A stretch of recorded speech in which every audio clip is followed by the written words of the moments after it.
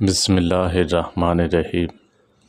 حضرت ابو ہریرہ رضی اللہ تعالیٰ عنہ کا بیان ہے کہ ایک شخص نے نبی کریم صلی اللہ علیہ وسلم سے عرض کیا، کوئی مجھے نصیحت فرمائیے۔ آپ صلی اللہ علیہ وسلم نے فرمایا، غصہ مت کیا کر۔ اس نے یہ بات دہرائی کہ مجھے نصیحت فرمائیے۔ آپ صلی اللہ علیہ وسلم نے ہر بار یہی فرمایا، غصہ مت کیا کرو۔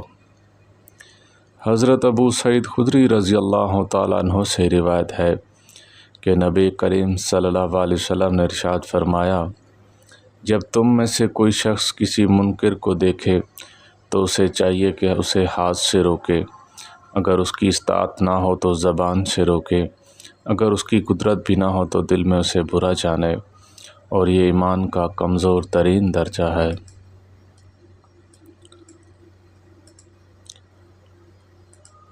حضرت ابن عباس رضی اللہ تعالیٰ عنہ بیان کرتے ہیں کہ نبی کریم صلی اللہ علیہ وسلم نے ارشاد فرمایا، اللہ تعالیٰ کی دو نعمتیں ایسی ہیں کہ ان کے بارے میں لوگ فریب کھا جاتے ہیں، یعنی ان کی قدر ہی نہیں کرتے۔ ایک صحت و تندرستی، دوسری فرصت۔ حضرت انس رضی اللہ تعالیٰ عنہ بیان کرتے ہیں، نبی کریم صلی اللہ علیہ وسلم نے فرمایا، جس آدمی کی نیت آخرت کی تیاری کی ہو، اللہ تعالیٰ اس کا دل غنی کر دیتا ہے، اس کی پریشانیاں سمیٹ دیتا ہے، اور دنیا ذلیل ہو کر خود اس کے پاس آ جاتی ہے۔ اور جس شخص کی نیت دنیا کمانے کی ہو، اللہ تعالیٰ اس کی آنکھوں میں بھوک پیدا کر دیتا ہے، اس کے کاموں کو اس طرح بخیر دیتا ہے کہ اس میں الجھا رہتا ہے، ملتا وہی ہے جو پہلے اس کے مقدر میں لکھا ہوتا ہے۔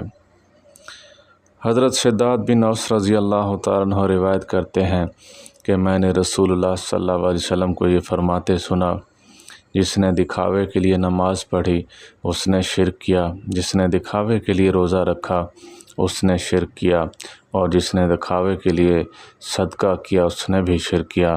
اللہ تعالی ہم سب کو شرک سے محفوظ فرمائے۔